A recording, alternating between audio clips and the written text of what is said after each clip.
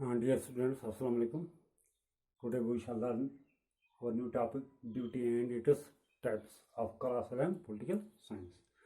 So, first of all, we try to learn the meaning of duty और उसके बाद इसकी किस्में. तो पहले ड्यूटी का मतलब है फर्ज. जिस तरह राइट हक, राइट्स हकूक, ड्यूटी फर्ज, ड्यूटीज फराइज. ड्यूटी किसे कहते हैं, फर्ज किसे कहते हैं? जो ड्यूटी है या फर्ज जो है, ये वो जो डराइव किया है, ड्यूटी जो वर्ड डराइव हुआ है, ये हुआ है डेप्ट से.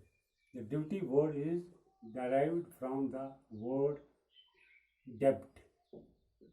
डेप्ट का मतलब है टू ऊ or to give or to perform or to perform. The duty word has been derived from the word debt, which means to owe or to give or to perform. इसका मतलब है कुछ देना, कुछ परफॉर्म करना, कुछ अंजाम देना अपनी तरफ से, उसको ड्यूटी कहते हैं. इन सिंपल मैं कहूँगा कि वट एवर वी ऊ और वट एवर वी गिव या whatever we perform to the state, to society और टुवर्ड्स आवर फेलो बीइंग्स या to our fellow beings is called duty. अगर प्लूरल में कहेंगे तो आर कॉल्ड ड्यूटीज. जो कुछ हम अपनी तरफ से बाकियों को देते हैं या बाकियों को वो करते हैं या अंजाम देते हैं, जो कुछ भी, उसको ड्यूटी कहते हैं. जैसे एक टीचर परफॉर्म करता है, स्कूल में जाता है, क्लास अपना लेता है, बाकी जो फंक्शन है स्कूल के वो परफॉर्म करता है, देता है स्कूल के को कुछ न कुछ बच्चों को, तो वो क्या करता है, ये क्या है उसकी ड्यूटी, यानी कि ही परफॉर्मेंस ही ड्यूटी, वो परफॉर्म करता है अपनी ड्यूटी का.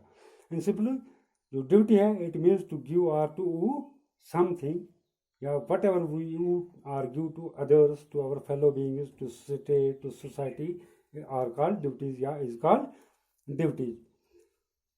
तो ड्यूटीज जो हैं, we perform our duties so that, क्यों परफॉर्म करते हैं, so that अदर्स जो लोग हैं, अदर्स चाहे स्टेट है, सोसाइटी है, अदर्स आर एबल क्या टू डेवलप देयर पर्सनैलिटी. मैं ड्यूटी फर्ज अपना फ़र्ज अंजाम देता हूँ ताकि दूसरों को फ़ायदा पहुँचे, वो अपनी डेवलप कर सकें, अपनी पर्सनैलिटी, सोशल, पॉलिटिकल, एजुकेशनल जो भी पर्सनैलिटी है वो डेवलप कर सकें. मैं अपनी ड्यूटी फ़र्ज का अंजाम देता हूँ, बाकी फ़र्ज लोग अंजाम देते हैं ताकि अपना मुल्क तरक्की करे, ताकि हमारी सोसाइटी, समाज आगे बढ़ सके.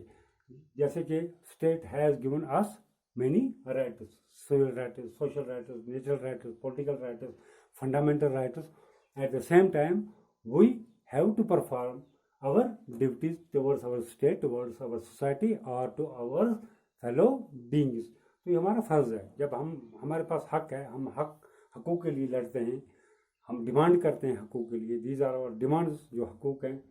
तो इसी तरह हमारे पास क्या है, फ़र्ज़ भी है जो कि हमें अपनी तरफ से परफॉर्म करने, अंजाम देने हैं. किसके लिए, ताकि हमारा मुल्क, हमारी सोसाइटी तरक्की कर सके, आगे बढ़ सके. तो ड्यूटीज जो है या ड्यूटी जो है, it is of three types.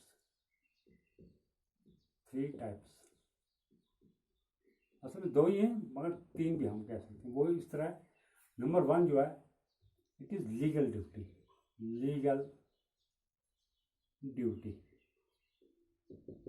Number two, moral duty. Number three, third one is fundamental duty.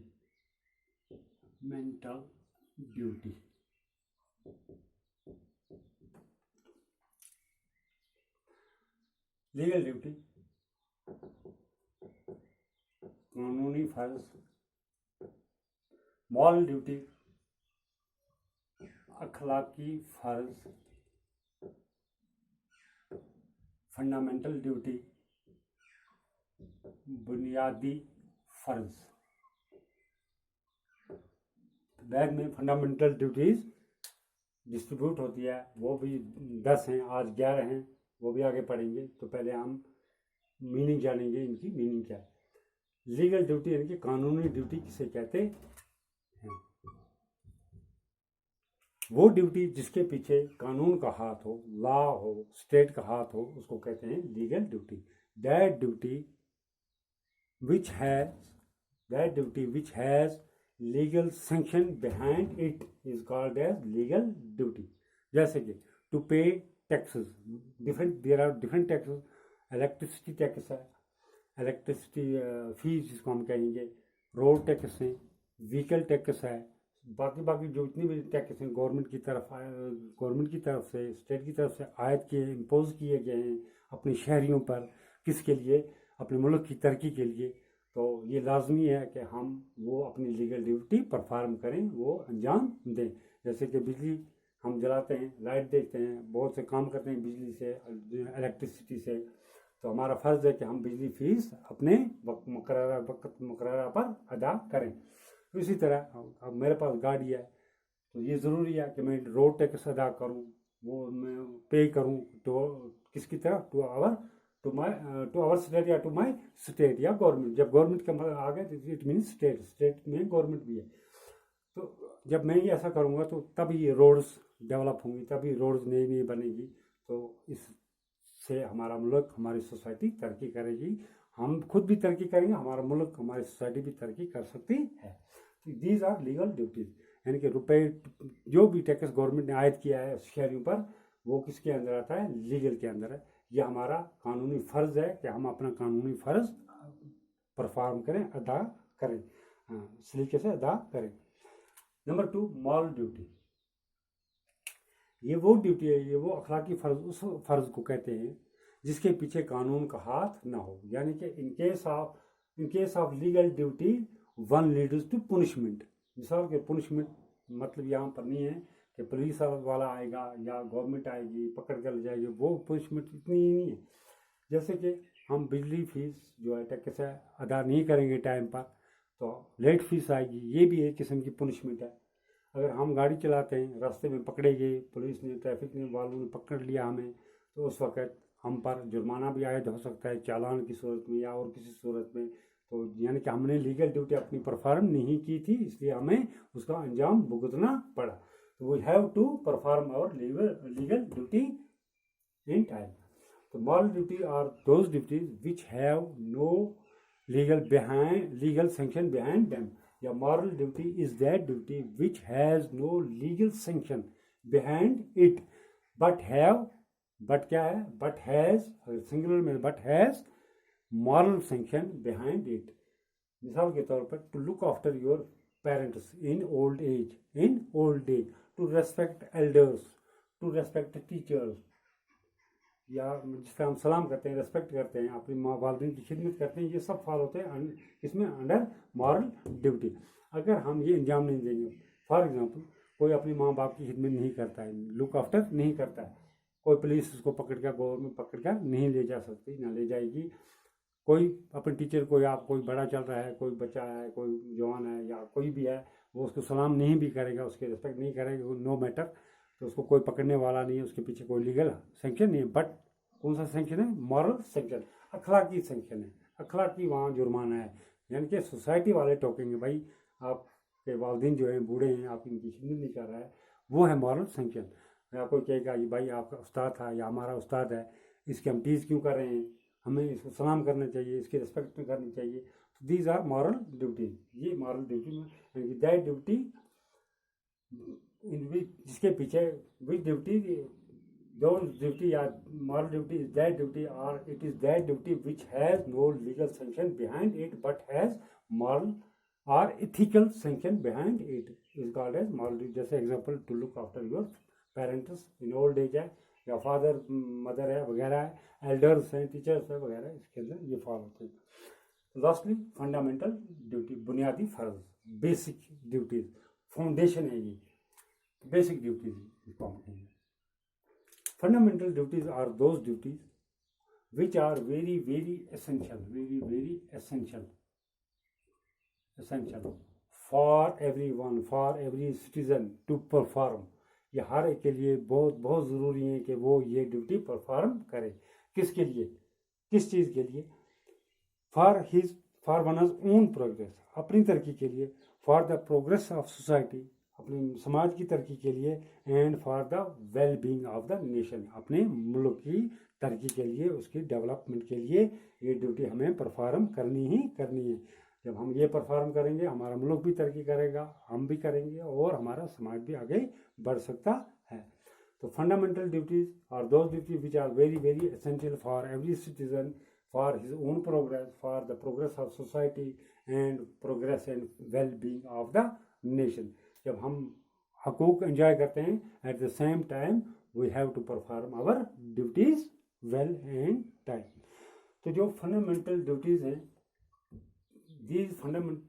there were 10 fundamental duties in Indian Constitution। तो वो ये हैं जो पार्ट 4 A आर्टिकल 51A, इस पार्ट 4 A आर्टिकल 51A जो था ये was added in Indian Constitution under या through 42nd amendment 1976 अमेंडमेंट, तरमीम, कानून में तरमीम लाना। पार्ट 4 जो है, this part 4 is related to fundamental duties, part 4 only is related to directive principle of state policy, part 3 जो है deals with the fundamental rights, part 2 deals with the citizenship, part 1 deals with union, जो है हमारा union के साथ उसका deal है। Part 4A जो है 51 आर्टिकल जो है 51A आर्टिकल जो है आर्टिकल 51 ये ऐड हुए थे इंडियन कॉन्स्टिट्यूशन के अंदर 42nd अमेंडमेंट के थ्रू। वो कब हुई थी 42nd अमेंडमेंट? 1976। दिस आर्टिकल 51 जो है या पार्ट 4 है या 42nd अमेंडमेंट जो है, it includes 10 fundamental duties, 10 fundamental duties. ये 10 फंडामेंटल ड्यूटी से ऐड की गई हैं इन Indian constitution through 42nd amendment 1976। और फंडामेंटल ड्यूटी जो हैं इनके लिए कौन सा आर्टिकल है? 1 आर्टिकल है 51A part 4A। But at present there are 11 fundamental duty. एक और फंडामेंटल ड्यूटी ऐड की गई है इन 2002 में, 86th अमेंडमेंट 2002 में। तो वो फंडामेंटल ड्यूटीज़ भी हम पढ़ेंगे आगे 10 में। उसके बाद जो 1 मोर है, जो 11th फंडामेंटल ड्यूटीज़ है, ये 2002 में ऐड की गई इसके अंदर, तो वो भी हम इंशाल्लाह कल पढ़ेंगे। तो आज के लिए इतना ही। तो उम्मीद है कि आपको लगभग समझ आ गया होगा इंशाल्लाह। तो पहले ड्यूटी का मतलब फ़र्ज, वट एवर वी ऊ या गिव या perform to others, to our nation, to our society is called duty. Duty जो है इसकी 3 टाइप्स हैं। Legal duty, that duty which has legal sanction behind it is called legal duty. Moral duty, that duty which has no legal sanction behind it but has moral और ethical sanction behind it is called as moral duty.